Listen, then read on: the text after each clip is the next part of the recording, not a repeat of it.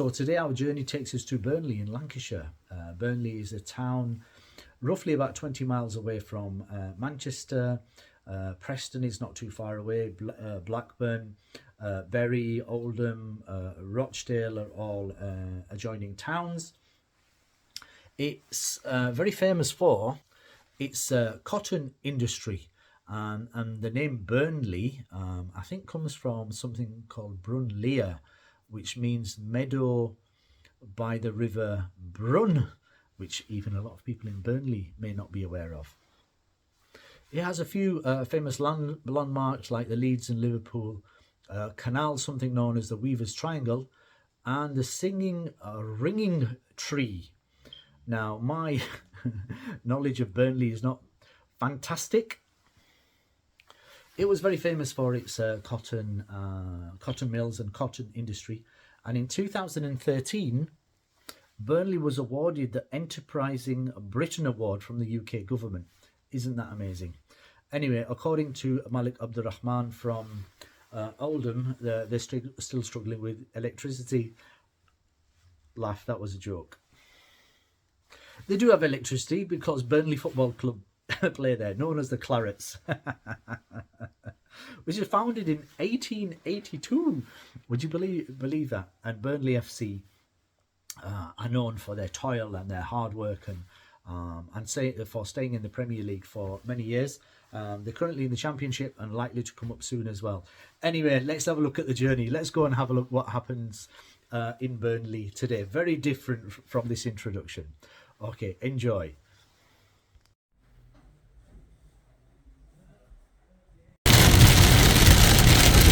Alhamdulillah, this is the Masjid Abu Bakr.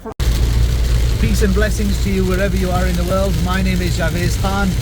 Welcome to Burnley in Lancashire. And this is the M65 leading to Burnley. We are approaching Junction 11. Junction 11, 1 mile remaining. Turf Moor, the home of Burnley Football Club. And according to Malik Abdurrahman from Oldham, soon Burnley will have its own bijli, soon have its own electricity. And if you're listening, Malik Abdurrahman, I'm sure the people of Burnley will have a thing or two to say about that. We have the Junction 11 turning as we head off towards the area of Masjid Abu Bakr. As we enter the inner streets of Burnley, going past Gordon Street, and we're going to turn into these tight streets here. And now we're on, I think, at Cromwell Street. As you can see, the little townhouses in Burnley town. Alhamdulillah, this is the pillar of the community. This is Masjid Abu Bakr, and this is the entry point to Masjid Abu Bakr. As I get a vehicle just in the back, so I better move. Alhamdulillah, this is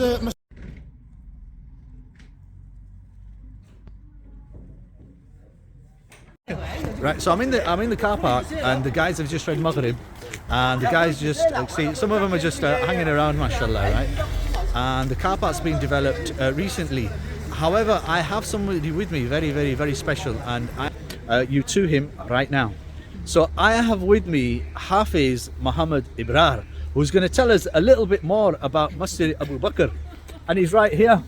Assalamu alaikum wa rahmatullahi wa barakatuh. Dear viewers, mashallah, I hope all of you are well, mashallah. Mosques are the best places on the face of the earth. They are the houses of Allah subhanahu wa ta'ala, where the rahmat of Allah is coming. And the mosques with the etiquettes, you know, this is very important. But anyway, about the history of the Masjid Abu Bakr, this was the first mosque in Burnley.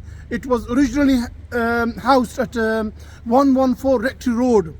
That's where you know, the first mosque was in the whole of Burnley, and children used to go there. And at that time, a teacher and a Maulana from Pakistan, from actually the village of Tajik, Qari Dawood Sahib Rahmatullah alayh, he used to teach here. You know, he was the first teacher, yes. And his style used to be so loving, you know. What he used to teach, used to be firmly embedded in the minds of the children. Alhamdulillah. So, Hafiz Sahib, tell me when this happened. This was 1971. Oh wow! Yeah, it's Allahu all Akbar. documented, alhamdulillah. And this was in 1971. Qari Sahib was there. Then Qari Sahib moved to Bradford. So other imams came and they went, you know. And then the community grew as well, alhamdulillah. The barakah was there, alhamdulillah, because of populating the mosque.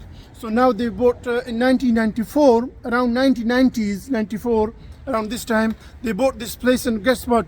This was a bingo. All the old ladies used to come here and play. I don't know, Allah knows what is bingo, but we used to hear them, you know, the sounds.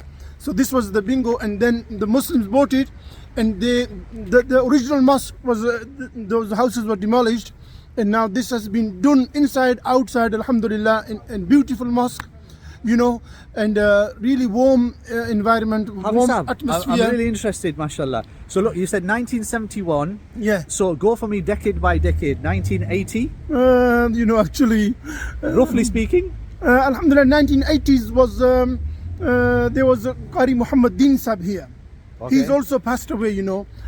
He was from Pakistan. He used to be the imam. But then 1980s, it was still the mosque in Rectory Road, 114 Rectory Road, in a house. And in the 1990s, you know, the move happened, the change happened in the 1990s, because those mosques, those houses got demolished, and this premises was bought.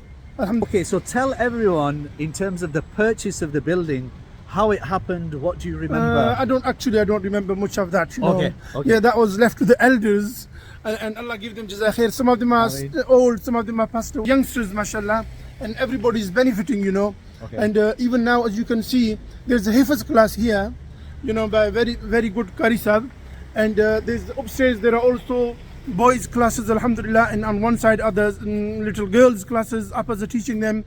So alhamdulillah, it's a vibrant community here. Lovely. And it's you know, they have a lot of good ideas, mashallah, and they are very, you know, friendly, mashallah, welcoming, you know. This mosque is actually open from Zohar till after Isha. So everybody is welcome, alhamdulillah. We have, as you can see, a spacious car park here as well. So please come and visit.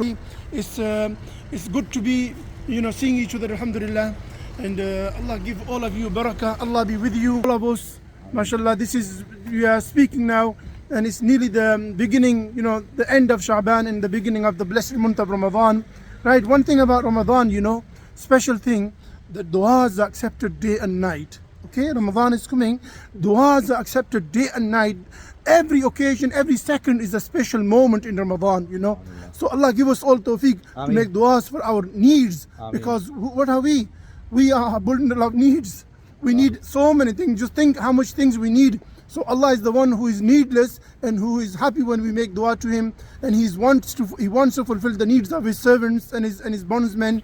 So Allah give us the tawfiq to utilize Ramadan properly as well. Ameen. Assalamu alaikum wa May rahmatullahi Allah wa subhanahu wa barakatuh. ta'ala give you jazai khair. Thank you so much. Thank you so much. God bless you.